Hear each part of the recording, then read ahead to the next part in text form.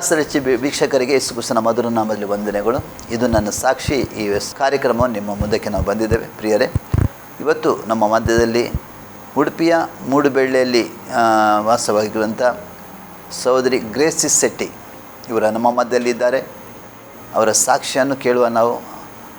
ಅಷ್ಟು ಮಾತ್ರವಲ್ಲ, ಅವರು ಮುಂಬೈ ಪಟ್ಟಣದಲ್ಲಿ ಅವರು ನೆಲೆಯಾಗಿದ್ದಾರೆ, ಕುಟುಂಬವಾಗಿ ನೆಲೆಯಾಗಿದ್ದಾರೆ. ಇವತ್ತು ನಮ್ಮ ಮಧ್ಯದಲ್ಲಿ ಅವರು ಬಂದಿದ್ದಾರೆ. ಅವರನ್ನು ಕೂಡ ಆಸ್ತಿರೆಡ್ಡಿ ಪರವಾಗಿ ಹಾಗೂ ತಮ್ಮ ವೀಕ್ಷಕರ ಪರವಾಗಿ ನಾನು ಅವರನ್ನು ಸ್ವಾಗತ ಮಾಡ್ತಾ ಇದ್ದೇನೆ. ಸಿಸ್ಟರ್ ಗ್ರೇಸಿ, ನಿಮಗೆ ಸ್ವಾಗತ. ಇದು ನಮ್ಮ ಸಾಕ್ಷಿ ಅಂತ ಈ ವಾಕ್ಯ ಕಾರ್ಯಕ್ರಮವನ್ನು ನಡೆದು ಅನೇಕರಿಗೆ ಈ ಆಶ್ರಯ ಮೂಲಕ ಈ ಸಾಕ್ಷಿಯನ್ನು ಜನರು ಕೇಳ್ತಾ ಇದ್ದಾರೆ. ಅನೇಕರು ಇದರ ಮೂಲಕ ಆಶೀರ್ವಾದ ಹೊಂದಿಕೊಂಡಿದ್ದಾರೆ. ನಿಮ್ಮದು ಕೂಡ ಸಾಕ್ಷಿ ಈ ಆಶ್ರಯ ಟಿ ವಿಯಲ್ಲಿ ನೀವು ಬಂದು ಕೊಡುವುದಕ್ಕಾಗಿ ನಿಮಗೆ ವಂದನೆ ಹೇಳ್ತಾ ಇದ್ದೇನೆ. ಸಿಸ್ಟರ್, ನಿಮ್ಮ ಸ್ವಂತ ಊರು ಯಾವುದು? ನಮ್ಮ ಸ್ವಂತ ಊರು ಇಲ್ಲೇ ಬ್ರಹ್ಮಾವರಿನೇ ಹುಟ್ಟಿದ್ದು. ಹೌದು. ಎಷ್ಟು ಜನ ಮಕ್ಕಳು ನೀವು? 5 ಜನ. ಸಿಸ್ಟರ್, ನಿಮ್ಮ ಕುಟುಂಬದ ಹಿನ್ನೆಲೆ ಹೇಳ್ಬೋದಾ? ಅಂದರೆ ಕ್ಯಾಥಲಿಕ್, ರೋಮನ್ ಕ್ಯಾಥಲಿಕ್ ಇದ್ದೀವಿ. ಎಷ್ಟು ಜನ ಮಕ್ಕಳು ನೀವು? 5 ಜನ. 5 ಜನ ಮಕ್ಕಳು. ನೀವು ಎಷ್ಟನೇವರು ಅದರಲ್ಲಿ? ನಾನು ಸೆಕೆಂಡ್. ದೊಡ್ಡವರು ಅಣ್ಣ ಇದ್ದಾನೆ. ಮತ್ತೆ 2 ತಂಗಿಯರು, ಒಬ್ಬ ತಮ್ಮ ಇದ್ದ. ನೀವು ಬ್ರಹ್ಮಾವರದಲ್ಲಿ ನಿಮ್ಮ ತಂದೆ ತಾಯಿಗೆ ಏನು ಕೆಲಸ ಮಾಡ್ತಿದ್ರು? ಆ್ಯಕ್ಚುಲಿ ನಾವು ಇರೋದು ನಮ್ಮ ತಂದೆ ಘಟ್ಟದಲ್ಲಿದ್ದರು. ಅಲ್ಲಿ ಏನೋ ಬಿಸ್ನೆಸ್ ಮಾಡ್ತಿದ್ರು. ಘಟ್ಟ ಅಂದರೆ ಯಾವ ಕಡೆ? ತೀರ್ಥಹಳ್ಳಿ ಯಾವ ಕಡೆ? ಅಲ್ಲ, ಕೊಪ್ಪದಲ್ಲಿದ್ದು, ಸಿಂಗೇರಿ ಎಲ್ಲ ಹೇಳ್ತಾರಲ್ಲ, ತುಂಬ ಜಾಗದಲ್ಲಿ ನಾವು ತಿರುಗಾಡಿದ್ದೀವಿ. ಏನು ಕೆಲಸ ಮಾಡ್ತಿದ್ರು? ಅಂದರೆ ಬಾಳೆಹಣ್ಣದು ತೋಟ ವ್ಯಾಪಾರ. ಬಾಳೆಹಣ್ಣಿನ ವ್ಯಾಪಾರ. ಅಂದರೆ ಒಂದು ತೋಟನೂ ವಹಿಸಿಕೊಂಡು ಅದು ಹೌದು, ಅದರಿಂದ ಬೇರೆ ಕಡೆಗೆ ಹೋಲ್ಸೇಲ್ ಹಾಗೆ ಅದು ಮಾಡ್ತಿದ್ರು. ನಿಮ್ಮ ವಿದ್ಯಾಭ್ಯಾಸ ಎಲ್ಲ? ವಿದ್ಯಾಭ್ಯಾಸ ಇಲ್ಲ, ಮಾಡಿಲ್ಲ ನೀವು. ಅಂದರೆ ಅಂಥ ಪರಿಸ್ಥಿತಿ ಇರಲಿಲ್ಲ, ಪರಿಸ್ಥಿತಿ ಇರಲಿಲ್ಲ. ಯಾಕಂದರೆ ಒಂದ್ಸರಿ ನನ್ನ ಊರಲ್ಲಿ ನನಗೆ ಹಾಕಿದ್ರು ಸ್ಕೂಲಲ್ಲಿ. ಒಂದು ದಿವಸ ಏನಾಯಿತು, ನನ್ನ ತಂದೆ ಮನೆಗೆ ಹೋದರು. ಮತ್ತು 15 ದಿವಸ ಬರಲಿಲ್ಲ. ಮತ್ತು ನನಗೆ ಅಂದರೆ ತಾಯಿ ಬೇಕೇ ಇದ್ದಿತ್ತು. ಅವ್ರು ನನಗೆ ಹೇಳಲಿಲ್ಲ, ಹಾಗೆ ಹೋಗಿದ್ರು. ಅದ್ರ ಮೇಲೆ ನನಗೆ ಒಂದು ಹೆದರಿಕೆ ಆಯಿತು. ಯಾಗೋ ನಾನು ಶಾಲೆಗೆ ಹೋದರೆ ನನ್ನ ತಾಯಿ ನನಗೆ ಬಿಟ್ಟು ಹೋಗ್ತಾರಾ ಹಾಗೆ ಅಂತ ಎಣಿಸಿ ನಾನು ಹೋಗಲೇ ಇಲ್ಲ ಶಾಲೆಗೆ ಹೋಗಲಿಲ್ಲ. ಅದು ಶಾಲೆ ಓದಿಲ್ಲ ನೀವು ಮತ್ತೆ ಏನು ಮಾಡ್ತಿದ್ರಿ ಮನೆಯಲ್ಲಿ? ಅಂದರೆ ನಾನು ಮನೆಗೆ ತಂದೆ ತಾಯಿ ಜೊತೆಯಲ್ಲಿ ಇದ್ರಿ? ಕೆಲಸ ಮಾಡ್ತಿದ್ರೆ ನೀವು ಕೂಡ ಏನಾದರೂ? ಇಲ್ಲ, ನಾನು ಚಿಕ್ಕವರೊತ್ತಿಗೆ ಆಟ ಆಡೋದು ಅದೇ ಎಲ್ಲ ಇತ್ತು. 12 ವರ್ಷದ ನಂತರ ನಾನು ಬಾಂಬೆ ಹೋದೆ. ಅಲ್ಲಿ ಈಗ ಮನೆ ಕೆಲಸದಲ್ಲಿ ಚಿಕ್ಕಮ್ಮ ಮಗು ನೋಡೋದು ಹಾಗೆ ಎಲ್ಲ ಕೆಲಸ ಮಾಡ್ತಿದ್ದೆ. ಅಂದರೆ ನೀವು ಮುಂಬೈಗೆ ಹೋದ ಉದ್ದೇಶ ಅಂದರೆ ನನ್ನ ಹಿಂದೆಗಡೆ ಎಲ್ಲ ಚಿಕ್ಕವರಿದ್ದಾರೆ. ತಂದೆ ತಾಯಿ ಇರಲಿಲ್ವಾ? ತಾಯಿ ಇದ್ದರು, ತಂದೆ ಇರಲಿಲ್ಲ.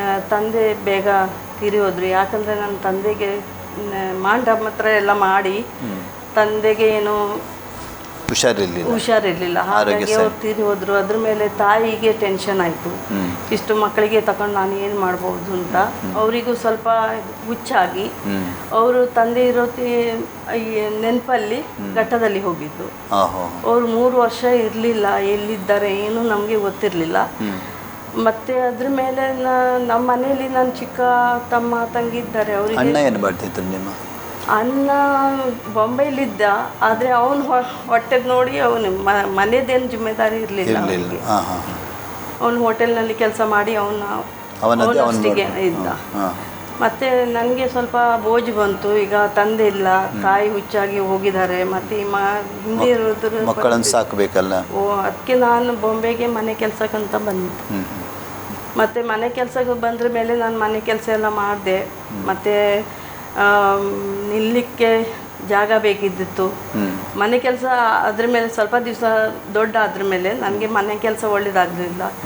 ಎಲ್ಲಾದರೆ ಒಂದು ಕಂಪನಿಲಿ ಕೆಲಸ ಮಾಡಬೇಕು ಹಾಗೆ ಅಂತ ಸ್ವಲ್ಪ ಸಂಬಳ ಮನೆ ಕೆಲಸದಲ್ಲಿ ಕಮ್ಮಿ ಸಿಗ್ತದೆ, ಕಂಪನಿಯಲ್ಲಿ ಮಾಡಿದ್ರೆ ಸಿಗ್ಬೋದು ಅಂತ. ಹಾಗಾಗಿ ನಾನು ಒಂದು ಪೇಯಿಂಗ್ ಗೆಸ್ಟಲ್ಲಿ ಇರಲಿಕ್ಕೆ ಹೋಗಿದ್ದು ಒಂದು ಆಂಟಿ ಮನೆಗೆ. ಅವ್ರ ಮನೇಲಿ ತುಂಬ ಅವರಿಗೆ ತೊಂದರೆ ಇದ್ದಿತ್ತು. ಮತ್ತು ಅವರು ದೇವರಲ್ಲಿ ಬಂದು ಅಂದರೆ ನೀವು ಪೇಯಿಂಗ್ ಗೆಸ್ಟ್ನಲ್ಲಿ ಇರುವಾಗ ನೀವು ಬೇರೆ ಕೆಲಸ ಮಾಡ್ತಿದ್ರಾ? ಹೌದು. ಅಂದರೆ ಮನೆ ಕೆಲಸ ಬಿಟ್ರಿ ನೀವು? ಮನೆ ಕೆಲಸ ಬಿಟ್ಟಿದ್ದೀವಿ. ಮತ್ತು ನೀವು ಅವರ ಮನೆಗೆ ಹೋದ್ರಿ. ಹೌದು. ಹೇಗಿತ್ತು ನಿಮ್ಮ ಪರಿಸ್ಥಿತಿ, ಹೇಗಿತ್ತು ಆ ಟೈಮ್ನಲ್ಲಿ ನಿಮಗೆ? ಅಂದರೆ ಸ್ವಂತದಾದೇನು ಮನೆ ಇಲ್ಲ? ಸ್ವಂತದ ಮನೆ ಇಲ್ಲ, ಮತ್ತು ಹಣದ್ದು ತುಂಬ ಕಷ್ಟ ಇದ್ದಿತ್ತು. ಹೇಗಾದರೂ ಸ್ವಲ್ಪ ಹಣ ಮಾಡಬೇಕು, ನಂದೇ ಅಲ್ಲ ನನ್ನ ಹಿಂದುಗಡೆ ಇದ್ದವರಿಗೂ ಎಲ್ಲ ಸಂಭಾಳಿಸ್ಬೇಕು. ಹಾಗೆ ಸ್ವಲ್ಪ ಕ್ಯಾ ಬೋಲ್ತೆ ಬೋಜು ತಾಯಿ, ಒಂದು ಭಾರ ನಿಮ್ಮ ಮೇಲೆ ಇತ್ತು. ಹೌದು. ನಿಮ್ಮ ಒಡ ಹುಟ್ಟಿದವರ ಭಾರ ನಿಮ್ಮ ಮೇಲೆ ಇತ್ತು. ಯಾಕಂದರೆ ಅವರನ್ನು ಸಾಕಬೇಕು, ಅವರ ವಿದ್ಯಾಭ್ಯಾಸ ಮಾಡಬೇಕು. ಒಂದು ಕಡೆಯಲ್ಲಿ ತಾಯಿ ಮಾನಸಿಕ ಅಸ್ವಸ್ಥರಾಗಿ ಮನೆ ಬಿಟ್ಟು ಹೋಗಿದ್ದಾರೆ. ಅಣ್ಣ ಕೂಡ ನಿಮ್ಮನ್ನು ನೋಡ್ತಾ ಇಲ್ಲ. ಬಾಕಿ 3 ಮಕ್ಕಳನ್ನು ನೀವು ಸಾಕಬೇಕಿತ್ತು. ಆ ಭಾರ ನಿಮ್ಮ ಮೇಲಿತ್ತು, ಅದಕ್ಕಾಗಿ ನೀವು ದುಡಿದ್ರಿ. ಹೌದು. ಅದ್ರ ಮೇಲೆ ನನಗೆ ಈಗ ಇಷ್ಟು ಚಿಕ್ಕ ಸಂಬಳದಲ್ಲಿ ಇಲ್ಲ. ಎಷ್ಟು ಸಂಬಳ ಇತ್ತು ಆವಾಗ ನಿಮಗೆ? ಆವಾಗ 300-200 ಹಾಗೆ ಇದ್ದಿತ್ತು. ಅದರಲ್ಲಿ ನಾನು ಅಂದರೆ ನನ್ನ ತಾಯಿಗೆ ಮಕ್ಕಳಿಗೆಲ್ಲ ನೋಡೋದು, ನಂದು ಖರ್ಚು ಹೋಗಬೇಕಲ್ಲ, ಅದರಲ್ಲಿ ನನಗೆ ಸ್ವಲ್ಪ ಟೆನ್ಷನ್ ಇದ್ದಿತ್ತು. ಮತ್ತು ಆವಾಗ ಯಾರೋ ಹೇಳಿದ್ರು ಹೀಗೆ, ಅಂದರೆ ನನ್ನ ಕಝನ್ ಅವರು ಹೋಟೆಲ್ನಲ್ಲಿ ಕೆಲಸ ಮಾಡ್ತಿದ್ರು, ಬಾರಲ್ಲಿ. ಆವಾಗ ಅವ್ರು ಹೇಳಿದ್ರು, ನನ್ನ ಮಾವನ ಮಗ ಹೇಳಿದ್ರು, ಅವಳು ತುಂಬ ಕಷ್ಟದಲ್ಲಿದ್ದಾಳೆ, ಅವಳು ಹಿಂದುಗಡೆ ತುಂಬ ಇದು ಭಾರ ಇದೆ. ಆವಾಗ ಅವರು, ನಾನೇನು ಕಲೀಲಿಲ್ಲ, ಸ್ಕೂಲಿಗೆ ಹೋಗಲಿಲ್ಲ, ಇಲ್ಲಿ ಆಫೀಸ್ ಲೈನಲ್ಲಿ ಕೆಲಸ ಮಾಡಲಿಕ್ಕೂ ಆಗೋದಿಲ್ಲ. ಮತ್ತು ಇವರಿಗೆ ಹೇಗೆ ನಾನು ನೋಡುವಂಥ ತುಂಬ ಚಿಂತೆ ಹಾಗೆ ಆಯಿತು. ಮತ್ತು ಅವರು ನನಗೆ ಹೇಳಿದ್ರು, ನೀನು ಒಂದು ಇವರೆಲ್ಲ ಕೆಲಸ ಮಾಡ್ತಾರಲ್ಲ ಅದರಲ್ಲಿ ನೀನು ಹೋಗು ಅಂತ. ನಂದು ಇದು ಪ್ರಾಯ ತುಂಬ ಚಿಕ್ಕ ಇದ್ದಿತ್ತು, ಅದು 18 ಇಯರ್ಸ್ ಆಗಿತ್ತು ಆವಾಗ. ನಾನು 13 ವರ್ಷದಲ್ಲಿ ಏನೋ ಬಾಂಬೆಗೆ ಬಂದಿದ್ದೆ. ಮತ್ತು ಆವಾಗ ಅವರು ಹೇಳಿದ್ರು, ಇಷ್ಟು ಚಿಕ್ಕದಲ್ಲಿ ಅಲ್ಲಿ ಹೋಟೆಲ್ನಲ್ಲಿ ಎಲ್ಲ ತಗೊಳ್ಳೋದಿಲ್ಲ. ಆದರೂ ನಂದು ಮಜಬೂರಿ ಇದ್ದಿದ್ದಕ್ಕೆ ನಾನು ಹೋದ್ರ ಮೇಲೆ ಅವರು ನನಗೆ ತುಂಬ ಸಂಭಾಳಿಸಿ ಇಟ್ಟಿದ್ರು. ಮ್ಯಾನೇಜರೆಲ್ಲ ಯಾರಿಗೂ ಏನು ಇದು ಮಾಡಲಿಕ್ಕೆ ಏನು ತೊಂದರೆ ಎಲ್ಲ ಮಾಡಲಿಲ್ಲ. ಅವರಿಗೆ ಗೊತ್ತಿತ್ತು ನಂದು ಏನು ಕಷ್ಟದಲ್ಲಿ ನಾನು ಅದರಲ್ಲಿ ಬಂದಿದ್ದೀನಿ ಅಂತ. ಮತ್ತು ಅದರಲ್ಲಿ ಹೋದ್ರ ಮೇಲೆ ನನಗೆ ಹಣದ್ದೆಲ್ಲ ಇದು ಎಲ್ಲ ಟಿಪ್ಸ್ ಎಲ್ಲ ಸಿಗ್ತಿತ್ತು. ಹಣದ ಎಲ್ಲ ಇದು ಭಾರ ಎಲ್ಲ ಕಮ್ಮಿ ಇತ್ತು. ಅಂದರೆ ನಾನು ತಂಗಿಯವರಿಗೆಲ್ಲ ನೋಡಲಿಕ್ಕೆ ಊರಲ್ಲಿ ನನ್ನ ತಮ್ಮ ತಂಗಿದ್ರು, ಅವರಿಗೂ ಕಳಿಸ್ತಿದ್ದೆ. ಮತ್ತು ಅದೆಲ್ಲ ಕಳಿಸಿ ಮತ್ತೆ ತುಂಬ ಇದಾಯಿತು. ಅದ್ರ ಮೇಲೆ ನನ್ನ ತಾಯಿ ಹೋಗಿದ್ರು. ಒಂದು ತಮ್ಮಗೆ 8 ವರ್ಷ ತಮ್ಮಗೆ ನನ್ನ ಮಾವಕ್ಕೆ ಎಲ್ಲಿ ಕೆಲಸಕ್ಕೆ ಇಟ್ಟಿದ್ರು ಹೋಟೆಲ್ನಲ್ಲಿ. 8 ವರ್ಷ ಪ್ರಾಯದಲ್ಲಿ. ಸೊ ಅಲ್ಲಿ ಅವ್ನು ಕೆಲಸ ಮಾಡೋತ್ತಿಗೆ ಸರಿ ಮಾಡದಿದ್ರೆ ಅವ್ರಿಗೆ ಹೊಡಿತಿದ್ರು. ಎಲ್ಲಿ ಕೆಲಸಕ್ಕೆ ಇಡ್ತೀವಿ? ಏನು ಹುಬ್ಳಿಯ ಎಲ್ಲೋ ಇಟ್ಟಿದ್ರು. ಸೊ ಅವನಿಗೆ ಮನೆಗೆ ಬರಲಿಕ್ಕೆ ಗೊತ್ತಿರಲಿಲ್ಲ, ಸಣ್ಣ ಪ್ರಾಯ ಎಲ್ಲ, ಸಣ್ಣ. ಮತ್ತೆ ಅವನು ಅಲ್ಲಿಂದ ಓಡಿ ಹೋಗಿ ಎಲ್ಲಿ ಯಾರೋ ಮನೆಯಲ್ಲಿ ಹೋಗಿ ದನ ಸಾಕೋದು ಹಾಗೆ ಎಲ್ಲ ಕೆಲಸ ಮಾಡಿ ಅವನಿಗೆ ಊಟ ಸಿಕ್ತಿತ್ತು. ಮತ್ತು ಹೊಟ್ಟೆಗೆ ಸಿಕ್ತಿತ್ತು, ಹಣ ಕೊಡ್ತಿರ್ಲಿಲ್ಲ. ಅವರಿಗೂ ಈಗ ಇದು ಹೆದರಿಕೆ ಇತ್ತು, ಹಣ ಕೊಟ್ಟರೆ ಅವನು ಓಡಿ ಹೋದ್ರೆ ಹಾಗೆ ಅಂತಂದರೆ ನಾನು ತುಂಬ ದುಃಖದಲ್ಲಿದ್ದೆ. ಆವಾಗ ತಾಯಿಯೂ ಇಲ್ಲ, ತಮ್ಮನೂ ಇಲ್ಲ. ಮತ್ತು ನಾನು ತುಂಬ ಚರ್ಚಿಗೆ ನವೀನ ಮಾಡೋದು ಮತ್ತು ಇದು ಹಿಂದುದು ಎಲ್ಲ ತುಂಬ ಮಾಡಿದೆ. ಆದರೆ ಎಲ್ಲಿ ಉತ್ತರ ಸಿಕ್ಕಲಿಲ್ಲ ನನಗೆ. ಮತ್ತು ಎಷ್ಟೋ ಹಣ ಇದರಲ್ಲಿ ಸಲ ದೇವರಿಗೆ ಹಿಂದ್ಗಡೆ ಹಾಕಿದ್ದೆ, ಆದರೆ ನನಗೆ ಉತ್ತರ ಸಿಕ್ಕಲಿಲ್ಲ. ಮನಸ್ಸಲ್ಲಿ ಸಮಾಧಾನ ಇಲ್ಲ. ನನಗೆ ನನ್ನ ಜೀವನ ಒಳ್ಳೆದಿದ್ದಿತ್ತು, ಮತ್ತು ತಾಯಿ ಇಲ್ಲ, ತಮ್ಮ ಇಲ್ಲ ಅಂತ ತುಂಬ ಬೇಜಾರಾಗಿ ಇದ್ದಿತ್ತು. ಮತ್ತು ಆವಾಗ ನನಗೆ ಪೇಯಿಂಗ್ ಗೆಸ್ಟಲ್ಲಿ ನಾನು ಹೋದೆ ಅಲ್ಲ, ನನಗೆ ಹೋಟ್ಲಲ್ಲಿ ಹೋದ್ರ ಮೇಲೆ ಇರಲಿಕ್ಕೆ ಜಾಗ ಬೇಕಿದ್ದಿತ್ತು. ಅದಕ್ಕೆ ನಾನು ಪೇಯಿಂಗ್ ಗೆಸ್ಟಲ್ಲಿ ಹೋದೆ. ಮತ್ತು ಆ ಆಂಟಿ ನನಗೆ ಕೇಳಿದ್ರು ನಿನ್ನ ಪರಿಸ್ಥಿತಿ, ನನ್ನ ಸ್ಟೋರಿ ಕೇಳಿದ್ರು. ನನ್ನ ಸ್ಟೋರಿ ಕೇಳಿದ್ರ ಮೇಲೆ ನಾನು ಹೇಳಿದೆ ಹೀಗೆ. ತುಂಬ ಅವರು ಹತ್ರು. ಮತ್ತು ಅವ್ರು ಹೇಳಿದ್ರು, ನೀನು ಹೆದರಬೇಡ, ಜೀವ ಇರೋದೊಂದು ದೇವರಿದ್ದಾರೆ. ನಂದು ತುಂಬ ಕಷ್ಟ ಇತ್ತು, ಈ ದೇವ್ರ ಮೇಲೆ ಬಂದ್ರ ಮೇಲೆ ನಂದು ಕಷ್ಟ ತುಂಬ ಇದಾಯಿತು ಅಂದರು. ನೀವು ಪ್ರೇಯರ್ ಮಾಡಿ ಒಳ್ಳೆಯದಾಗ್ತದೆ ಹಾಗೆ ಹೀಗೆ ಅಂತ. ಅದ್ರ ಮೇಲೆ ನಾನೇನು ಮಾಡಿದೆ, ಅವ್ರ ಜೊತೆಗೆ ಹೋಗಲಿಕ್ಕೆ ಶುರು ಮಾಡಿದೆ. ಮತ್ತು ಅವರೆಲ್ಲರೂ ಪ್ರೇಯರ್ನಲ್ಲಿ ಇಂಟ್ರೊಡ್ಯೂಸ್ ಮಾಡಿಕೊಟ್ಟು ಪ್ರಾರ್ಥನೆ ಮಾಡಿ ಅವ್ರು ಹೇಳಿದ್ರು, ನೀನು ಮಾಡಿದ್ದ ಪಾಪ ಎಲ್ಲ ದೇವರ ಹತ್ರ ಕ್ಷಮ ಕೇಳು, ಮತ್ತು ನೀನು ಪ್ರಾರ್ಥನೆ ಮಾಡು, ನಿನ್ನ ತಾಯಿ ಬರ್ತಾರೆ, ತಮ್ಮ ಬರ್ತಾರೆ. ನನಗೆ ಸ್ವಲ್ಪ ವಿಶ್ವಾಸ ಆಗಲಿಲ್ಲ, ಅಂದರೆ ನಾನು ತುಂಬ ಅಲ್ಲಿ ಇಲ್ಲಿ ಹೋಗಿ ಸಾಕಾಗಿದ್ದೆ. ಮುಂಚೆ ಎಲ್ಲ ಮಾಡಿದ್ದೀರಿ? ಹೌದು, ವಿಶ್ವಾಸನೇ ಕಮ್ಮಿ ಆಗಿ ಹೋಗಿತ್ತು. ದೇವಸ್ಥಾನಕ್ಕೆ ಹೋಗಿದ್ದೀರಿ, ಚರ್ಚಿಗೆ ಹೋಗಿದ್ರಿ, ಮಸೀದಿಗೆ ಹೋಗಿದ್ರಿ? ಮುಸ್ಲಿಮ್ ಮಾಡಿದ್ದೀನಿ, ರೋಜಾ ಗೀಜಾ ಎಲ್ಲ ಮಾಡ್ತಿದ್ದೆ ನಾನು. ಯಾರು ದೇವರು ನಂದು ಪ್ರೇಯರ್ ಕೇಳ್ತಾರೆ ಅಂತ. ಇದು ಕ್ಯಾಥಲಿಕಲ್ಲಿ ಬಂದು ನನಗೆ ಏನಾದರೂ ಅಂದರೆ ಚರ್ಚಲ್ಲಿ ಏನು ಪಾಪದ ವಿಷಯಲ್ಲಿ ಏನು ಹೇಳೋದಿಲ್ಲ. ಚರ್ಚಿಗೆ ಹೋಗ್ತೀವಿ ಬರ್ತೀವಿ, ಏನು ಅದ್ರದ್ದು ನಮಗೆ ಬೈಬಲ್ ಓದಲಿಕ್ಕೂ ಕೊಡೋದಿಲ್ಲ ಅಲ್ಲ ಚರ್ಚಲ್ಲಿ. ಅದಕ್ಕೆ ದೇವ್ರದ ವಿಷಯಲ್ಲಿ ಪಾಪದ ವಿಷಯಲ್ಲಿ ಏನು ನಮಗೆ ಗೊತ್ತಿರಲಿಲ್ಲ. ಅದ್ರ ಮೇಲೆ ಇದು ಈ ಬೈಬಲಲ್ಲಿ ಬಂದ್ರ ಮೇಲೆ ನಮಗೆ ಗೊತ್ತು ಪಾಪ ಏನು ಏನು ಎಲ್ಲ ಇದ್ರು ಕ್ಯಾ ಬೋಲೆಗದು ಸಮಜನಿ ಸಮಜ್ ಮಿಲ್ ಗ್ಯಾ. ಅಂದ್ರೆ ತಿಳುವಳಿಕೆ ಬಂತು ನಿಮಗೆ? ಹೌದು, ಅಂದ್ರೆ ದೇವರ ವಾಕ್ಯ ಓದುವಾಗ ದೇವರ ವಾಕ್ಯದ ಸತ್ಯದ ಬಗ್ಗೆ ನಿಮಗೆ ತಿಳುವಳಿಕೆ ಬಂತು. ಮಾಡಬಾರ್ದು, ಇದೆಲ್ಲ ಪಾಪ ಅಂತ ನನಗೆ ಇದು ಸಿಕ್ತು. ಅದ್ರ ಮೇಲೆ ದೇವ್ರ ಹೆದರಿಕೆ ನಮಗೆ ಬಂತು. ಅಂದ್ರೆ ನೀವು ಪೇಯಿಂಗ್ ಇರುವಾಗ ಅವರ ಜೊತೆಯಲ್ಲಿ ಪ್ರಾರ್ಥನೆ ಹೋಗ್ಲಿಕ್ಕೆ ಪ್ರಾರಂಭ ಮಾಡಿದ್ರಿ. ಅಲ್ಲಿ ಹೋಗಿ ನಿಮಗೆ ದೇವರ ವಾಕ್ಯ ಕೇಳುವಾಗ ಇದರ ಬಗ್ಗೆ ನಿಮಗೆ ತಿಳುವಳಿಕೆ ಬಂತು? ಹೌದು. ಮತ್ತೆ ಅಲ್ಲಿದು ಚರ್ಚ್ ಪಾಸ್ಟರ್ ಹೇಳಿದ್ರು, ಇದು ಬಾರಲ್ಲಿ ಕೆಲಸ ಮಾಡೋದು ಅದು ಸರಿಯಲ್ಲ, ನಾವು ಕುಡಿಯೋದಿಲ್ಲ, ಬೇರೆಯವರಿಗೆ ಕುಡಿಸೋದು ಅದು ಪಾಪ ಅಂತ ಹೇಳಿದ್ರು. ಅದ್ರ ಮೇಲೆ ನಾನು ಏನು ಮಾಡಿದೆ, ಅದು ಅವ್ರು ಹೇಳಿದ್ರು ಬಿಡಲಿಕ್ಕೆ ಹೇಳಿದ್ರು. ಆವಾಗ ನನಗೆ ಸ್ವಲ್ಪ ಬೋಜ್ ಬಂತು. ಇದು ಬಿಟ್ಟರೆ ಮತ್ತೆ ಹೇಗೆ ನಾನು ಇವರಿಗೆಲ್ಲ ಸಂಭಾಳಿಸಿದ್ದು, ಎಲ್ಲಿ ಅಷ್ಟು ಹಣ ಸಿಕ್ಕುವುದಿಲ್ಲ ಅಂತ ಸ್ವಲ್ಪ ಇದು ಅವ್ರು ಹೇಳಿದ್ರು, ನಾವೆಲ್ಲ ನಿಮ್ಮ ಜೊತೆಗೆ ಇದ್ದೀವಿ, ನಿಮಗೆ ತಾಯಿ ತಂದೆ ಇಲ್ಲ, ಆದ್ರೆ ನಾವು ಇದ್ದೀವಿ ಅಂತ ಪಾಸ್ಟರ್ ಒಂದು ನನಗೆ ಧೈರ್ಯ ಕೊಟ್ಟರು. ನೀನು ಗ್ರೇಸಿ ಏನು ಹೆದರೋದು ಬೇಡ, ಅದು ಕೆಲಸ ಬಿಟ್ಟು ಬಿಡು, ಈಗ ದೇವರು ನಿನ್ನ ಜೊತೆಲಿದ್ದಾರೆ, ನಿನಗೆ ತಾಯಿ ತಂದೆ ಇಲ್ಲ, ಅವರು ನಿಮ್ಮ ತಾಯಿ ತಂದೆ, ದೇವರು ನಿನಗೋಸ್ಕರ ಜೀವ ಕೊಟ್ಟಿದ್ದಾರೆ, ಅವ್ರು ನಿನಗೆ ನೋಡ್ತಾರೆ, ಹಾಗೆ ಎಲ್ಲ ಹೇಳಿದ್ರ ಮೇಲೆ ನನಗೆ ಧೈರ್ಯ ಬಂತು. ಅಂದರೆ ಅದರ ಮುಂಚೆ ಯೇಸು ಸ್ವಾಮಿನೇ ಸ್ವೀಕಾರ ಮಾಡಿದ್ದೀರಿ? ಹೌದು, ಅದು ಇದು ಬಂದ್ರ ಮೇಲೆ ಸ್ವೀಕಾರ ಮಾಡಿದೆ. ಮತ್ತು ಅದು ಕೆಲಸ ಎಲ್ಲ ಬಿಟ್ಟೆ. ನಾನು ಕೆಲಸ ಎಲ್ಲ ಬಿಟ್ಟ ಮೇಲೆ ನಾನು ದೇವ್ರ ಹತ್ರ ಭರೋಸಾ ಮಾಡಿದೆ. ಈಗ ನನ್ನ ತಂದೆ ಅಂದರೆ ನನ್ನ ದೇವ್ರ ಅಂತ ಎಲ್ಲ. ಮತ್ತೆ ಅವರು ಹೇಳಿದ್ರು, ಪೂರಾ ಪಾಪ ಮಾಡಿದೆಲ್ಲ ಕ್ಷಮ ಕೇಳಿಸು, ದೇವ್ರ ಹತ್ರ ನೀನು ಹತ್ತು ಪ್ರಾರ್ಥನೆ ಮಾಡು, ನಿನ್ನ ತಾಯಿ ಬರ್ತಾರೆ, ತಮ್ಮ ಬರ್ತಾರೆ ಅಂತ.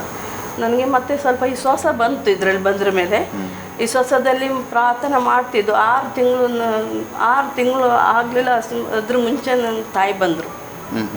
ಮರಳಾಗಿ ಹೋಗಿದ್ದೆ, ಹುಚ್ಚಾಗಿ ಹೋಗಿದ್ರು, ಖಾಲಿ ಮಾಸ ಮತ್ತೆ ಹಡ್ಡಿತ್ತು, ಮತ್ತೆ ಮೆಂಬರಿ ಪವರ್ ಲಾಯ್ಕಿತ್ತು. ಹಿಂದೆ ಬಂದರು ಮನೆಗೆ ಬಂದ್ರ ಮೇಲೆ ನಾವು ಮಾವನ ಮಕ್ಕಳೆಲ್ಲ ಮದುವೆ ಆಗಿದ್ದಾರೆ. ಅವರಿಗೆ ಏನು ಇವ್ರದ್ದು ಪರಿಚಯ ಇರಲಿಲ್ಲ. ಮತ್ತು ಮಾಮಿ ಎಲ್ಲ ಇದು ಗದ್ದೆ ಕೆಲಸಕ್ಕೆ ಹೋಗಿದ್ರು. ಆವಾಗ ಅವರು ಹೋಗುವಾಗ ಇವ್ರು ಯಾರೋ ಭಿಕ್ಷಾ ಬೇಡುವವರು ಬಂದಿರು ಅಂತ ಎಣಿಸಿದ್ರು. ಮತ್ತು ಅವರು ಹೆಸರು ಹೇಳಿದ್ರು, ತಾಯಿದು ಹೆಸರು ಹೇಳಿದ್ರು, ನಾನು ಅನ್ನತ್ತಲ್ಲ. ಮತ್ತು ಅವ್ರು ಕೇಳಿದ್ದಾರೆ ಯಾರೋ ಒಂದು ಹೀಗೆ ಹೋಗಿದ್ದಾರೆ ಅಂತ. ಮತ್ತು ಅವ್ರ ಮನೆ ಬಂದ ಮೇಲೆ ನನಗೆ ನನ್ನ ಮಾವ ಇದ್ದಾರೆ, ಅವರು ಟೆಲಿಗ್ರಾಮ್ ಹಾಕಿದ್ರು, ತಾಯಿ ಬಂದಿದ್ದಾರೆ. ಹೌದು, ನಾವು ತುಂಬ ಅಳ್ತಿದ್ದೀವಿ ಅಲ್ಲ, ಗೊತ್ತಿತ್ತು ಅವರಿಗೆ. ಟೆಲಿಗ್ರಾಮ್ ಹಾಕಿದ್ರು. ಮತ್ತು ಈ ಆಂಟಿ ನನ್ನ ಹಣ ಸ್ವಲ್ಪ ಸೇವ್ ಮಾಡಿ ಇಡ್ತಿದ್ರು. ಅವ್ರು ಹೇಳಿದ್ರು, ಇಲ್ಲಿ ಮನೆ ತಗೊಳ್ಳುವ ಬಾಡಿಗೆಲಿ, ನಿನ್ನ ತಾಯಿಗೆ ಕರ್ಕೊಂಡು ಬಾ ಅಂತ. ನಾನು ಬೇಗ ಹೋಗಿ ತಾಯಿಗೆ ಕರ್ಕೊಂಡು ಬಂದೆ ಇಲ್ಲಿ. ಮತ್ತೆ ಬಾಡಿಗೆಯಲ್ಲಿ ಮನೆ ಇಟ್ಟು ಇದು.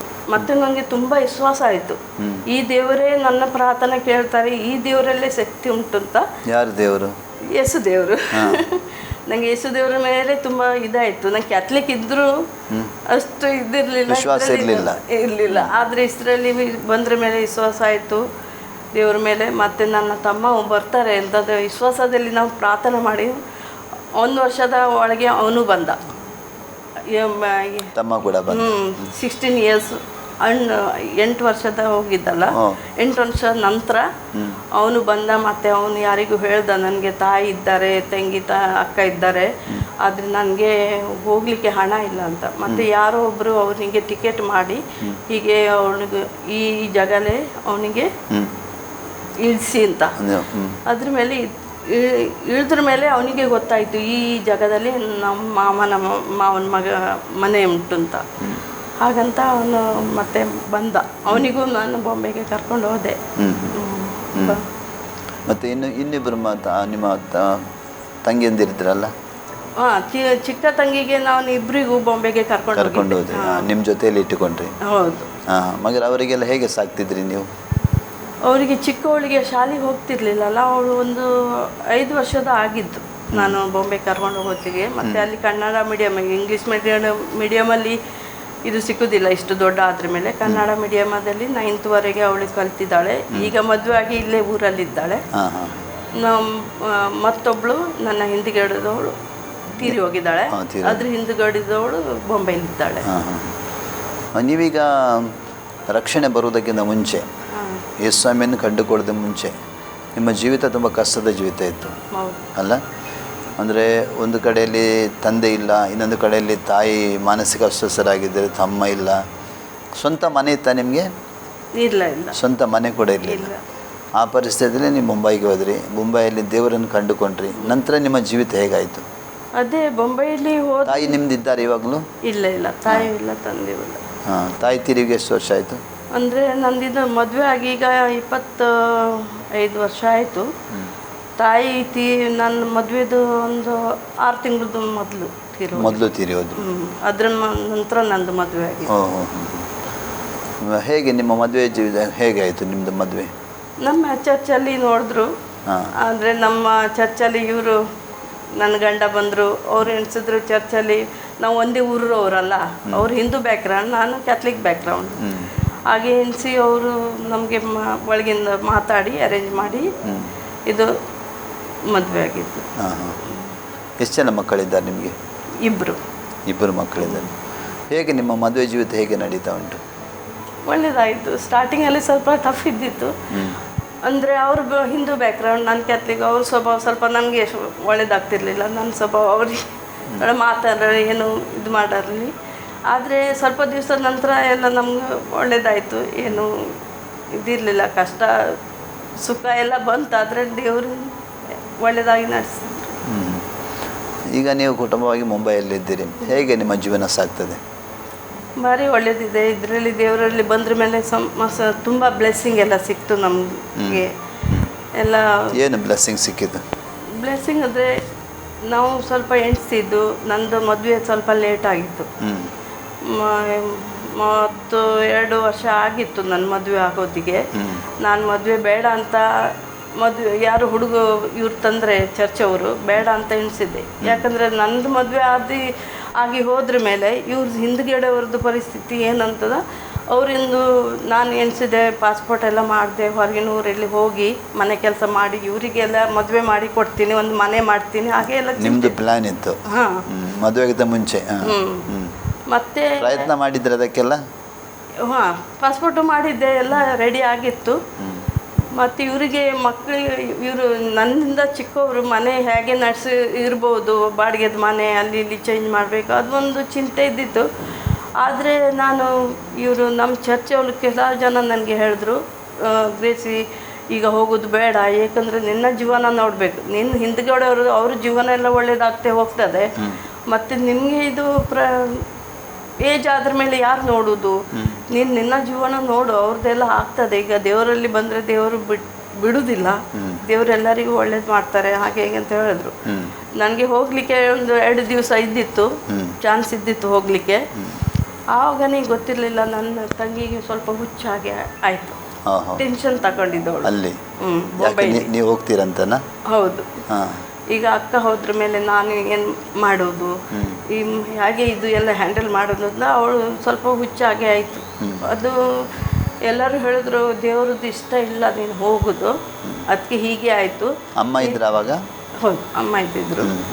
ಆದರೆ ಅಮ್ಮ ಇದ್ದು ಏನು ಇದು ಪ್ರಯೋಜನ ಇಲ್ಲ, ಪಾಪ ಹಾಗೆ ಕೂರ್ತಿದ್ರು ಒಂದ್ಸರಿ.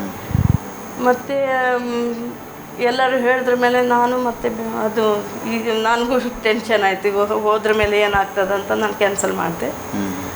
ಮತ್ತು ಇವರೆಲ್ಲ ಪ್ರಾರ್ಥನೆ ಮಾಡ್ತಿದ್ರು ನಮ್ಮ ಚರ್ಚಲ್ಲಿ, ನನಗೆ ಹುಡುಗ ಸಿಕ್ಲಿಗೋಸ್ಕರ ತುಂಬ ಪ್ರಾರ್ಥನೆ ಮಾಡ್ತೇವೆ. ನಾನು ಎಷ್ಟು ಪ್ರಾರ್ಥನೆ ಮಾಡ್ತಿರ್ಲಿಲ್ಲ, ಯಾಕಂದರೆ ನನಗೆ ಮದುವೆ ಬೇಡ ಅಂತ ಮನಸ್ಸಲ್ಲಿ. ಮತ್ತು ಇವರಿಗೆ ನಾನು ಚರ್ಚಲ್ಲಿ ನೋಡ್ತಿದ್ದೆ, ಆದರೆ ನಾನು ಎಣಿಸಿದ್ದೆ ನನ್ನ ತಂಗಿಗೋಸ್ಕರ ಹಾಗೆ ಒಂದು ನೀವು ತಂಗಿಗೋಸ್ಕರ ಆಗ್ಬೋದು ಅಂತ ನಿಮ್ಮ ಮನಸ್ಸಿನಲ್ಲಿ. ಹೌದು, ಇವ್ರು ನಂದು 2 ವರ್ಷ ಚಿಕ್ಕ ನನ್ನ ಗಂಡ. ಮತ್ತೆ ಇವ್ರು ಮತ್ತೆ ಚರ್ಚಲ್ಲಿ ಇದು ಮಾಡಿ ನನಗೋಸ್ಕರ ಸಿಕ್ಕಿದ್ರು. ದೇವ್ರ ಕಾರ್ಯ ಮಾಡ್ತಾನೆ. ಈಗ ನಿಮ್ಮ ತಮ್ಮ ತಂಗಿಯರು ಏನು ಮಾಡ್ತಿದ್ದಾರೆ? ರಕ್ಷಣೆ ಹೊಂದಿದ್ದಾರೆ ಅವರು? ತಮ್ಮ ತೀರಿ ಹೋಗಿದ್ದಾನೆ. ತಮ್ಮ ತೀರಿ ಹೋಗಿದ್ದಾರೆ. ಅವನಿಗೆ ಕಿಡ್ನಿ ಫೇಲ್ ಆಗಿ ಅವನು ಹೋಟೆಲ್ನಲ್ಲಿ ಕುಕ್ ಇದ್ದ. ಆದರೆ ಕಿಡ್ನಿಲಿ ಸ್ಟೋನ್ ಎಲ್ಲ ಆಗಿತ್ತು. ಮತ್ತು ಡಾಕ್ಟರ್ ಹೇಳಿದರು ಅವನಿಗೆ ಈ ಆಪ್ರೇಷನ್ ಮಾಡಬೇಕಂತ. ಅವನು ಅಷ್ಟು ಅವನು ಕೇರ್ಲೆಸ್ ಮಾಡ್ದ. ಅದಕ್ಕೆ ಅವನು ಕಿಡ್ನಿ ಫೇಲ್ ಆಗಿ ಮತ್ತೆ ಒಬ್ಬನೇ ಅಲ್ಲಿ ಇಲ್ಲಿ ಇದ್ದಲ್ಲ. ಯಾರು ಹೇಳ್ತಾರೆ ಅವನಿಗೆ ಕುಡಿಯೋದೇನು ಇದು ಪಾಠ ಇರಲಿಲ್ಲ, ಒದಿತಿದ್ರು ಅವನಿಗೆ ಇಲ್ಲೆಲ್ಲ. ಅದರಲ್ಲಿ ಸಾರಿ ಕಿಡ್ನಿಯಲ್ಲಿ ಏನೋ ಇದಾಗಿತ್ತ ಯಾರೇ ಗೊತ್ತಿಲ್ಲ. ಹಾಗೆ ನನ್ನ ಮದುವೆ ನಂತರ ತೀರೋದ. ಹೌದಾ? ಮತ್ತಿಬ್ರು ಒಬ್ಳಿದ್ದಾಳೆ ಇಲ್ಲಿ, ಮತ್ತೊಬ್ಳು ಬೊಂಬೈಲಿ ಇದ್ದಾಳೆ. ರಕ್ಷಣೆ ಹೊಂದಿದ್ದಾರೆ ಅವರು? ಹೌದು, ಇಬ್ಬರು. ಇಲ್ಲಿದ್ದವಳು ಈಗ ರಕ್ಷಣೆಯಲ್ಲಿ ಬಂದಿದ್ಲು. ಆದರೆ ನಮ್ಮ ಮಾವನ ಮಗ ಅವರೆಲ್ಲ ಹೇಳಿದ್ರು ಅವಳು ಒಬ್ಬಳೇ ಇರೋದಲ್ಲ, ಅವಳು ಅದಕ್ಕೆ ಅವರಿಗೆ ಮದುವೆ ಮಾಡಿ ಕೊಡ್ಲಿಕ್ಕೂ ನಮಗೆ ಅಷ್ಟು ಇದಿರಲಿಲ್ಲ. ಮದುವೆ ಮಾಡಬಾರ್ದಂತ ನೀವು ಎಣಿಸಿದ್ದು? ವಿಶ್ವಾಸಿ ಅವರು? ಹಾಂ, ವಿಶ್ವಾಸಿ. ಅಂದರೆ ಅವಳು ಸ್ವಲ್ಪ ಬ್ಯಾಕ್ ಸ್ಲೈಡ್ ಆಗಿದ್ಲು ಸ್ವಲ್ಪ ದಿವಸ. ಮತ್ತೆ ಅವಳು ಅಷ್ಟು ನಮ್ದೆಲ್ಲ ನಂದು ಮದುವೆ ಆದಮೇಲೆ ಅವರಿಗೆ ಆಸರೆ ಇಲ್ಲ ಅಲ್ಲ ಇಲ್ಲಿ ಇರುವುದು ಹಾಗೆ ಅಂತ. ಅಲ್ಲಿ ಇಲ್ಲಿ ಇದ್ಮೇಲೆ ಸ್ವಲ್ಪ ದೇವರಿಂದ ಹಿಂದೆ ಹೋದ್ಲು. ಮದುವೆ ಆಗಿಲ್ಲ ಅವರಿಗೆ? ಇಲ್ಲ. ಮತ್ತೆ ನಾವು ಮತ್ತೆ ಈಗ ಊರಲ್ಲಿ ಬರೋತ್ತಿಗೆ ಅವ್ರ ಮಾವನ ಮಗಳೆಲ್ಲ ಹೇಳಿದ್ರು ನಾವು ಮದುವೆ ಮಾಡಿ ಕೊಡ್ತೀವಿ ಅಂತ. ಅವರಿಗೆ ಸ್ವಲ್ಪ ಟೆನ್ಷನ್ ಇದೆ. ನಾವೆಲ್ಲ ಹಿಂದೆ ಬಲ್ತೆ ಪುರಾಣ ಚರ್ಚ್ ಚೋಡ್ದಿಯಾ, ಹಳೇದು ನೀವು ಬಿಟ್ಟಿದ್ದೀರಿ, ಕ್ರಿಸ್ತನಲ್ಲಿ ಹಾಗಾದ್ರೂ ಇವರೆಲ್ಲ ಹಿಂದೆ ಬರ್ಬೇಕಂತ ಅವ್ರದ್ದೊಂದು ಆಸೆ ಇದ್ದದ್ದು. ಹೆಸರೆಲ್ಲ ಹಾಳಾಗ್ತದೆ ಅಂತ. ಮತ್ತೆ ಅವರು ಇವಳಿಗೆ ಹೇಗಾದ್ರೆ ಹೇಳಿ ಈಗ ಅವರೇ ಎಲ್ಲ ಮದುವೆ ಮಾಡಿ ಕೊಟ್ಟಿದ್ದಾರೆ. ಈಗ ಅವಳು ಕೆತ್ತಲಿಕ್ಕೆ ಇದ್ದಾರೆ. ಹಾಗಾದರೆ ನೀವು ವಿಶ್ವಾಸ ಜೀವಿತದಲ್ಲಿ ದೃಢವಾಗಿದ್ದೀರಿ? ಹೌದು. ಒಂದು ವೇಳೆ ಕಷ್ಟಗಳು ಸಮಸ್ಯೆಗಳು ಬಂದರೆ ಯೇಸುವಿನ ಬಿಟ್ಟು ಹೋಗುವಂಥ ಯಾವುದೇ ಪರಿಸ್ಥಿತಿ ಉಂಟು? ಇಲ್ಲ, ನಮ್ಮ ಅನಂತ ಜೀವನ ಅವರೇ ಅಲ್ವಾ, ಬಿಟ್ಟೋದ್ರೆ ಎಲ್ಲಿ ಹೋಗುವುದು ಅಲ್ಲ. ಅಂದರೆ ಕ್ರಿಸ್ತನಲ್ಲಿ ಬರೋದಕ್ಕಿಂತ ಮುಂಚೆ ನಮಗೆ ಯಾವುದೇ ನಂಬಿಕೆ ನಿರೀಕ್ಷೆ ಇರಲಿಲ್ಲ. ಯಾಕಂದರೆ ಇವತ್ತು ಬದುಕ್ತೇವೆ, ಸ್ವಲ್ಪ ಸಮಯ ಸತ್ತು ಹೋಗ್ತೇವೆ, ಅಷ್ಟೇ ಇತ್ತು. ಈಗ ನಮಗೆ ಒಂದು ಭರವಸೆ ಅದೇನೆಂದರೆ ಒಂದು ವೇಳೆ ಕ್ರಿಸ್ತನಲ್ಲಿದ್ದರೆ ನಮಗೆ ಸ್ವರ್ಗ ರಾಜ್ಯ, ನಿತ್ಯ ರಾಜ್ಯ ಇದೆ. ಅಲ್ಲಿ ದೇವರು ವಾಕ್ಯ ಹೇಳ್ತದೆ, ಕಣ್ಣೀರಿಲ್ಲ, ಗೋಳಾಟ ಇಲ್ಲ, ವೇದನೆ ಇಲ್ಲ. ಅಲ್ಲಿ ದೇವರನ್ನು ಮುಖಾಮುಖಿ ನಾವು ಕಾಣ್ಬೋದು. ಅಂಥ ಜಾಗವನ್ನು ದೇವರು ನಮಗಾಗಿ ಸಿದ್ಧ ಮಾಡಿದ್ದಾನೆ ಅಲ್ಲ, ದೇವರ ವಾಕ್ಯ ಹೇಳ್ತದೆ. ಅದಕ್ಕಾಗಿ ದೇವರಲ್ಲಿ ನೀವು ಬಲವಾಗಿದ್ದೀರಿ. ನಿಮ್ಮ ಮಕ್ಕಳ ಜೀವಿತ ಹೇಗಿದೆ?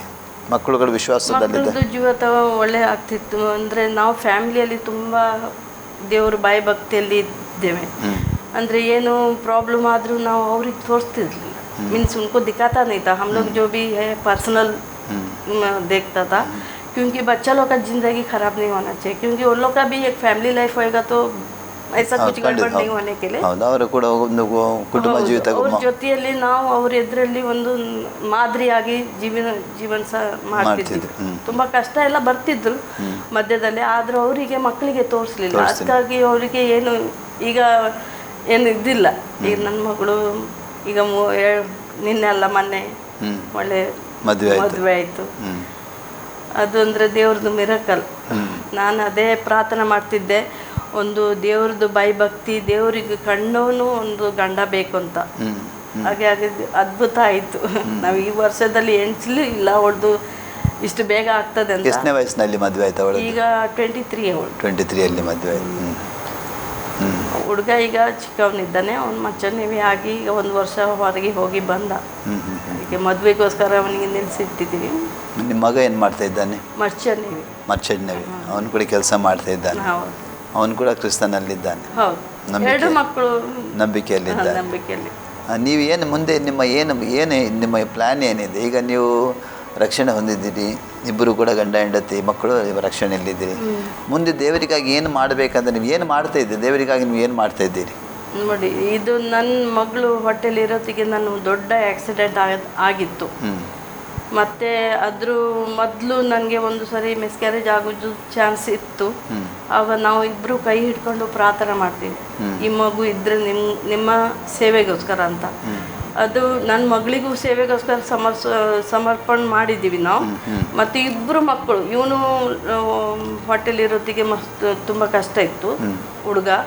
ಅವು ದೇವರಿಗೆ ನಾನು ಅಷ್ಟೇ ಹೇಳಿದೆ, ದೇವರೇ ಈ ಮಗು ಇದ್ದರೆ ನಿಮ್ಮ ಸೇವೆಗೋಸ್ಕರ ಅಂದರು.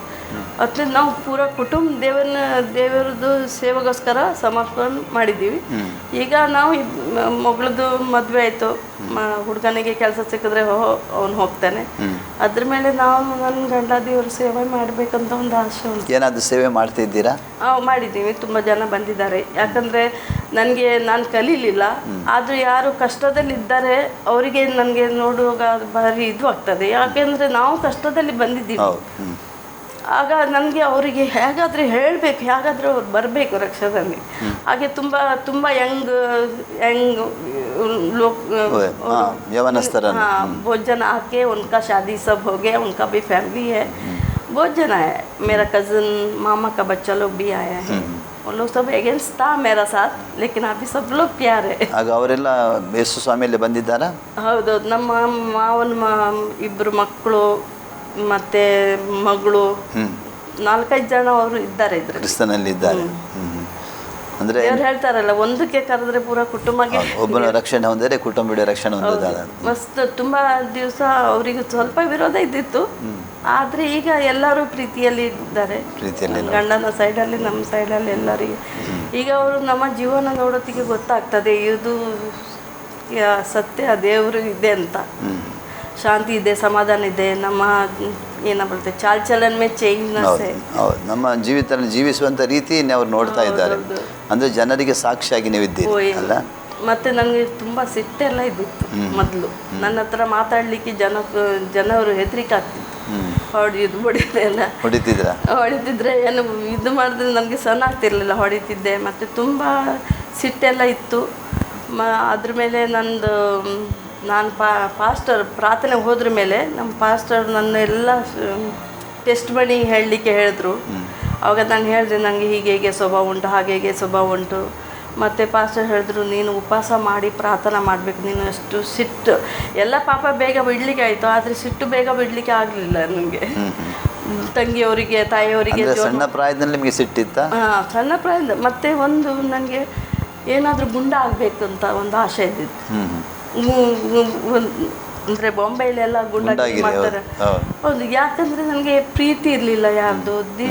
ಏನಂದರೆ ನನ್ನ ಜೀವನ ತುಂಬ ಕಷ್ಟದ ಜೀವನ. ಏನಾರ ಯಾರು ಏನು ಹೇಳಿದ್ರೆ ನನಗೆ ಸಹನ ಆಗ್ತಿರ್ಲಿಲ್ಲ, ತುಂಬ ಸಿಟ್ಟು ಬರ್ತಿತ್ತು. ನನ್ನ ಹತ್ರ ಜನರನ್ನು ಹೊಡೆದಿದ್ದೀವಿ. ಟ್ರೈನಲ್ಲಿ ಹೋಗೋತ್ತಿಗೆ ಬಿ ಒಂದು ಹೆಂಗಸಿಗೆ ತುಂಬ ಹೊಡೆದಿದ್ದೆ ಒಂದು ಸರಿ. ಅವ್ರದ್ದು ಸೀರೆ ಎಲ್ಲ ಬಿಚ್ಚಿ. ಯಾಕೆ? ಅವರಂದರೆ ಟ್ರೈನಲ್ಲಿ ಹೋಗೋತ್ತಿಗೆ ನಾವು ಕಂಬ ಇರ್ತದಲ್ಲ, ಅದು ಮೊದಲು ಹೀಗೆ ಇಟ್ಕೊಂಡು ನಾನು ನಿಲ್ಲಿದೆ. ಅವಳು ಹೇಳಿದ್ರು, ಇದು ಹಿಡಿಬೇಡ, ಅಲ್ಲಿ ಹಿಡು ಅಂತ. ನಾನು ಹೇಳಿದೆ, ನಾನು ಹೇಳಿದೆ, ನಿನ್ನ ಕ್ಯಾ ತುಮಾರ ಬಾಪ್ ಕಾ ಟ್ರೈನ್ ಏಕೆ. ಅವಳು ಆವಾಗ ಒಂದು ಕೊಟ್ಟು एक मारा तो मेरे को गुस्सा आया. मैं उसको लात मारा, क्या क्या किया, बहुत गुस्सा से उसको. ಇದೆಲ್ಲ ಮದುವೆ ಆಗಿದ್ದಾಗ ಮುಂಚೆ, ಕ್ರಿಸ್ತನಲ್ಲಿ ಬರೋದು ಮುಂಚೆ. ಆದರೆ ನನಗೆ ಇದರಲ್ಲಿ ಬಂದ್ರ ಮೇಲೆ ನಮ್ಮ ಪಾಸ್ಟರ್ ಹೇಳಿದ್ರು, ನಿನಗೆ ತುಂಬ ಸಿಟ್ಟಿದೆ ಅಲ್ಲ, ಅದಕ್ಕೋಸ್ಕರ ಹೀಗೇನೆ ಸಿಟ್ಟು ಬಿಡಲಿಕ್ಕೆ ಆಗೋದಿಲ್ಲ, ನೀನು ಉಪವಾಸ ಮಾಡಿ ಪ್ರಾರ್ಥನೆ ಮಾಡು. ಮತ್ತು ನಾನು 3 ತಿಂಗಳು ಒಂದೇ ಊಟ ಮಾಡ್ತಿದ್ದೆ. ಇಷ್ಟು ದಪ್ಪ ಇದ್ದಿದ್ದೆ, ಹೀಗೆ ಆಯಿತು. ಮತ್ತು 3 ತಿಂಗಳಲ್ಲಿ ಒಂದೇ ಉಪವಾಸ, ಒಂದು ಟೈಮ್ ಸಾಯಂಕಾಲ ಊಟ ಮಾಡ್ತಿದ್ದೆ. ಮತ್ತು ದಿವಸದಲ್ಲಿ ನನಗೆ ಬೈಬಲ್ ಓದಲಿಕ್ಕೆ ಬರ್ತಿರ್ಲಿಲ್ಲ, ಖಾಲಿ ಹೀಗೆ ಪ್ರಾರ್ಥನೆ ಏನು ಸ್ವಲ್ಪ ಬರ್ತದೆ ಅದೇ ಮಾಡ್ತಿದ್ದೆ. ಆದರೆ ಪ್ರೇಯರಿಗೆ ಹೋಗೋತ್ತಿಗೆ ಎಲ್ಲರೂ ತುಂಬ ಜನ ಬೈಬಲ್ ಓದ್ತಾರೆ, ಪ್ರಾರ್ಥನೆ ಮಾಡ್ತಾರೆ, ಇದು ಸಾಂಗ್ ಹೇಳ್ತಾರೆ. ನನಗೆ ತುಂಬ ಫೀಲಿಂಗ್ ಆಗ್ತಾರೆ. ನನಗೆ ಏನು ಓದಲಿಕ್ಕೆ ಬರೋದಿಲ್ಲ ಅಲ್ಲ, ನನಗೆ ಓದಿದ್ರೆ ಒಳ್ಳೇದಿದ್ದಿತ್ತು, ಆದರೆ ನನ್ನ ಜಿಂದಗಿ ನಾನು ಹಾಳು ಮಾಡಿದೆ, ಹಾಗೇನೋ ಆಯಿತು. ಅದ್ರ ಮೇಲೆ ನಾನು ಹೀಗೆ ಪ್ರೇಯರ್ ಮಾಡೋತ್ತಿಗೆ ನನ್ನ ಮನಸ್ಸು ದೇವರು ನೋಡಿದ್ರು.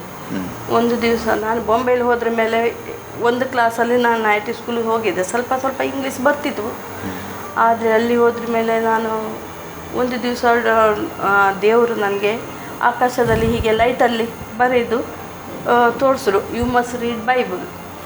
ನಾನು ಹೇಳಿದೆ, ಯು ಮಸ್ಟ್ ರೀಡ್ ಬೈಬಲ್ ಅದು ದೊಡ್ಡ ಅಕ್ಷರ ಅಲ್ಲ, ಅದು ಓದುವ ತನಕ ಅಲ್ಲಿ ಇದ್ದಿತ್ತು. ಮತ್ತು ಯು ಮಸ್ಟ್ ರೀಡ್ ಬೈಬಲ್. ಆವಾಗ ನಾನು ಏನು ಬೈಬಲ್ ಓದಲಿಕ್ಕೆ ಬರೋದಿಲ್ಲ, ಮತ್ತು ದೇವ್ರು ಹಾಗೆ ಏನು ನನಗೆ ತೋರಿಸಿದ್ದಂತ. ನನ್ನ ಪಾಸ್ಟರ್ ನನ್ನ ಜೊತೆಲಿ ತುಂಬ ಪ್ರೀತಿ ಇದ್ದಾರೆ, ಅವರ ಮಗು ಹಾಗೆ ನನಗೆ ಎಲ್ಲ ಸಮಜಾಯಿಸಿ ಕೊಡ್ತಿದ್ರು. और ನಾನು ಪಾಸ್ಟರ್ಗೆ फ़ोन ಮಾಡಿದೆ, पास्टर अंकल या मैंने ऐसा ऐसा सपना देखा दर्शन जैसा, क्या है मेरे को मालूम नहीं. ಆವಾಗ ಹೇಳಿದ್ರು, ಗ್ರೇಸಿ ನೀನು ಯಾವುದು ಭಾಷೆ ಆದರೂ ಚಿಂತೆ ಇಲ್ಲ, ನೀನು ಬೈಬಲ್ ಓದಬೇಕು ಅಂತ. ಮತ್ತು ನಾನು ಇರೋದು ಪೇಯಿಂಗ್ ಗೆಸ್ಟಲ್ಲಿ ಆ ಹುಡುಗಿ ಆಂಟಿದ ಮಗಳಿದ್ಲು, ಅವಳು ನನಗೆ ಸ್ವಲ್ಪ ಹಿಂದಿಯಲ್ಲಿ ಎಲ್ಲ ಕಳಿಸ್ಲು. ಮತ್ತು ನನಗೆ 1 ತಿಂಗಳ ಒಳಗೆ ನನಗೆ ಬೈಬಲ್ ಓದಲಿಕ್ಕೆ ಬಂತು ಹಿಂದಿಲಿ. ಮತ್ತು ಸ್ವಲ್ಪ ಓದೋದಿಗೆ ನನಗೆ ತುಂಬ ಖುಷಿ ಆಗ್ತಿತ್ತು, ಅರೆ ನನಗೆ ಓದಲಿಕ್ಕೆ ಬಂತಲ್ಲ ಅಂತ. ಹಾಗೆ ನಾನೀಗ ಹಿಂದಿ ಬೈಬಲು ಓದ್ತೀನಿ. ಅಂದರೆ ಒಳ್ಳೆ ರೀತಿ ಓದ್ತೀರಿ? ಹಾಂ, ಓದ್ತೀನಿ. ಹಾಗೆ ನೀವು ಶಾಲೆಗೆ ಹೋಗೋದಿದ್ದರೂ ಕೂಡ ಬೈಬಲ್ ಓದ್ತೀರಿ. ಅಂದರೆ ದೇವರು ನಿಮಗೆ ಒಂದು ದರ್ಶನ ಕೊಟ್ಟಲ್ಲ, ಗ್ರೇಸಿ ನೀನು ಬೈಬಲ್ ಓದು ಅಂತ. ಹೌದು, ಸುಸಮಾಚಾರ ಹೇಳೋದಿಗೆ ನಾನು ಬೈಬಲ್ ಓದಿಸಿ ಹೇಳಲಿಕ್ಕೆ. ಈಗ ಬೇರೆಯವರಿಗೆ ನಿಮ್ಮ ದೇವರ ವಾಕ್ಯ ಹೇಳ್ತೀರಿ, ಸುವಾರ್ತೆ ಹೇಳ್ತೀವಿ. ಮತ್ತೆ ಲೇಡೀಸ್ ಮೀಟಿಂಗ್ ನಮ್ಮ ಚರ್ಚಲ್ಲಿ ಮೊದಲು ಸ್ವಲ್ಪ ಲೇಡೀಸ್ ಮೀಟಿಂಗ್ ಇರೋತ್ತಿಗೆ ನಾವೇ ಲೀಡ್ ಮಾಡ್ತಿರ್ತೀವಿ. ಚರ್ಚಿನ ಎಲ್ಲ ಕಾರ್ಯಕ್ರಮದಲ್ಲಿ ಭಾಗಿಯಾಗ್ತೀರಿ? ಹೌದೌದು. ಭಾನುವಾರ ಚರ್ಚಿಗೆ ಹೋಗ್ತಾ ಇರ್ತೀರಿ? ನಮ್ಮದು ಸಂಡೇ, ಸಾಟರ್ಡೇ, ಟ್ಯೂಸ್ಡೇ ಎಲ್ಲ ಉಂಟು. ಫಾಸ್ಟಿಂಗ್ ಪ್ರೇಯರ್ ಒಂದು ಹೋಗ್ತಾ ಇರ್ತೀರಿ? ಫ್ರೈಡೇ ಎಲ್ಲ ಪ್ರತಿಯೊಂದಕ್ಕೆ ಹೋಗ್ತಾ ಇದ್ದೀರಿ.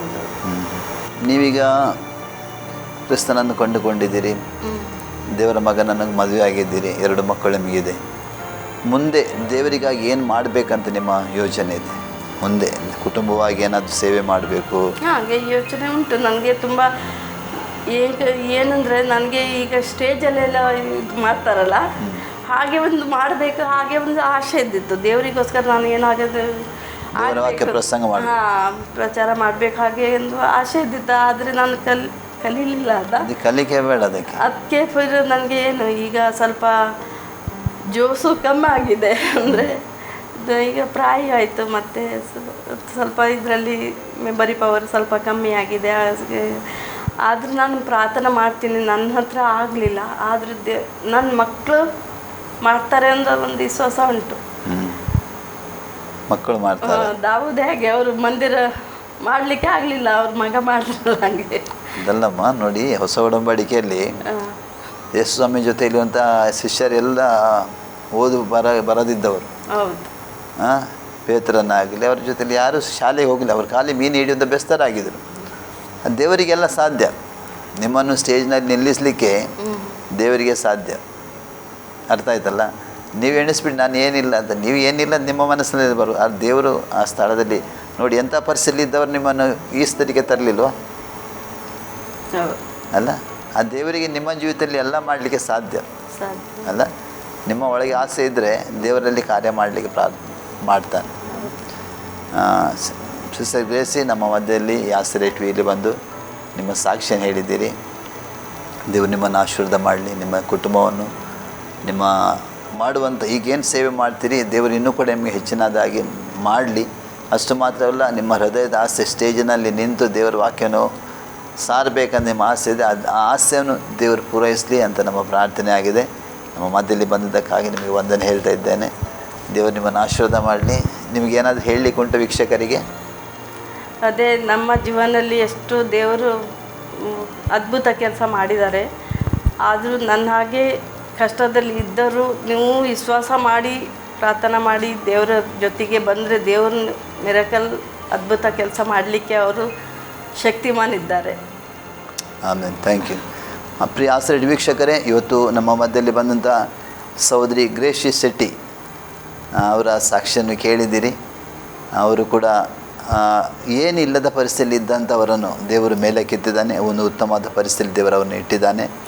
ಯಾವಾಗ ಈ ಕ್ರಿಸ್ತನನ್ನು ಅವರು ನಂಬಿದ್ರೋ ಅವರ ಜೀವಿತದಲ್ಲಿ ದೇವರ ಅದ್ಭುತಗಳನ್ನು ಮಾಡಿದ ನೀವು ಕೇಳಿದ್ದೀರಿ. ಅವರಿಗಾಗಿ, ಅವರ ಕುಟುಂಬಕ್ಕಾಗಿ ನೀವು ಪ್ರಾರ್ಥನೆ ಮಾಡಿರಿ. ದೇವರನ್ನು ಆಶೀರ್ವಾದ ಮಾಡೋದಕ್ಕಾಗಿ ಅವರ ಹೃದಯದ ಆಸೆ ಇದೆ. ಅವರು ಸ್ಟೇಜ್ ಮೇಲೆ ನಿಂತುಕೊಂಡು ದೇವರ ವಾಕ್ಯವನ್ನು ಸಾರುವಂಥದ್ದು. ಅಷ್ಟು ಮಾತ್ರವಲ್ಲ, ಅವ್ರ ಮಕ್ಕಳು ಕೂಡ ಮುಂದೆ ದಿನಗಳಲ್ಲಿ ದೇವರ ಬಲವಾದ ಸೇವೆ, ಯೇಸು ಕ್ರಿಸ್ತನ ಬಲವಾದ ಸೇವೆ ಮಾಡುವಂಥ ಅವರ ಆಸೆ ಕೂಡ ದೇವರು ನೆರವೇರಿಸಿದಂತೆ ನೀವು ಪ್ರಾರ್ಥನೆ ಮಾಡಬೇಕಂತ ನಿಮ್ಮಲ್ಲಿ ಕೇಳಿಕೊಳ್ತೇವೆ. ಒಂದು ವೇಳೆ ನಿಮ್ಮ ಜೀವಿತದಲ್ಲಿ ಅವರ ಸಾಕ್ಷಿ ಕೇಳಿದಿರಿ ಅಂಥ ಪರಿಸ್ಥಿತಿ ನಿಮ್ಮ ಇರುವುದಾದರೆ ನೀವು ಕೂಡ ಯೇಸು ಸ್ವಾಮಿಯನ್ನು ಕಂಡುಕೊಳ್ಳಿ. ನಿಮ್ಮ ಜೀವಿತದಲ್ಲಿ ಕೂಡ ಆತನ ಕಾರ್ಯ ಮಾಡಲಿಕ್ಕೆ ಶಕ್ತನಾಗಿದ್ದಾನೆ. ಪ್ರಿಯರೇ, ಆಸರೆ ಟಿವಿಯನ್ನು ಈ ಕಾರ್ಯಕ್ರಮ ವೀಕ್ಷಿಸಿದ್ದೀನಿ. ನಿಮಗೆ ನಾನು ವಂದನೆ ಹೇಳ್ತಾ ಇದ್ದೀನಿ. ತಿರುಗಿ ಇನ್ನೊಂದು ಕಾರ್ಯಕ್ರಮ ತನಕ ಬರುವ ತನಕ ಆಶ್ಚರ್ಯ ಟಿವಿಯನ್ನು ವೀಕ್ಷಿಸ್ತೀರಿ. ವಂದನೆಗಳು.